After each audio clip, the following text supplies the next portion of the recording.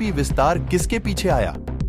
वित्तीय सेवाओं में आर्थिक गतिविधि की वृद्धि की गति में क्रमिक तेजी, जो 12.2% बढ़ी। गुरुवार को जारी आधिकारिक आंकड़ों से पता चलता है कि सेवाओं और सार्वजनिक निवेश के कारण चालू वित्त वर्ष की पहली तिमाही अप्रैल-जून में भारत की लचीली अर्थव्यवस्था पटरी पर रही।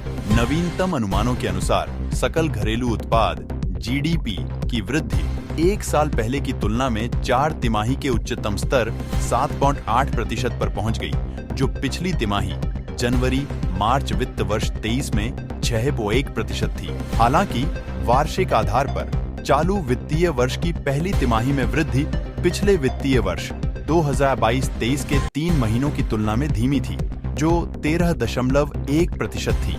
यह सुनिश्चित करने के लिए 2022-23 की पहली तिमाही में उच्च वृद्धि आधार प्रभाव के कारण थी, जो कि कोविड प्रेरित मंदी से अर्थव्यवस्था के उबरने के बाद तेज गति से बढ़ी थी। गुरुवार की जीडीपी रीडिंग से पता चला कि भारत सबसे तेजी से बढ़ती अर्थव्यवस्थाओं में से एक बना हुआ है। खासकर चीन की रिकवरी लड़खड़ा रही है। जीडीपी आर्थिक विकास का सबसे व्यापक माप है और यह किसी अर्थव्यवस्था में उत्पादित सभी वस्तुओं और सेवाओं के मूल्य को दर्शाता है। इससे पहले देश के सबसे बड़े ऋणदाता भारतीय स्टेट बैंक एसबीआई ने पहली तिमाही में आर्थिक गतिविधियों में 8.3% की वृद्धि का अनुमान लगाया था, जबकि क्रेडिट रेटिंग एजेंसी आईसीआरए ने भारत की वृद्धि 8.5% होने का अनुमान लगाया था। भारतीय रिजर्व बैंक आरबीआई की 6 सदस्यीय मौद्रिक नीति समिति ने Q1 की वृद्धि 8% होने का अनुमान लगाया था। 2011-12 की स्थिर कीमतों पर वास्तविक जीडीपी या जीडीपी 2023-24 की पहली तिमाही में 40.37 लाख करोड़ के स्तर तक पहुंचने का अनुमान है, जबकि 2022-23 की पहली तिमाही में यह 37.44 लाख करोड़ रुपए थी। सांख्यिकी कार्यालय ने कहा, सकल मूल्य वर्धित, जो अप्रत्यक्ष कर और सब्सिडी को हटा देता है, पिछली तिमाही जनवरी-मार्च 2022-23 में 6.5% से 7.8% अधिक बढ़ गया। सकल घरेलू उत्पाद का विस्तार वित्तीय सेवाओं में आर्थिक गतिविधि की वृद्धि की गति में क्रमिक वृद्धि के कारण हुआ, जिसमें 12.2% की वृद्धि हुई। विनिर्माण में मामूली 4.7% की वृद्धि हुई, लेकिन पिछली तिमाही के 4.1% से अधिक। 2023-24 की पहली तिमाही के दौरान सेवा क्षेत्र की सभी आर्थिक गतिविधियों ने अच्छा प्रदर्शन किया।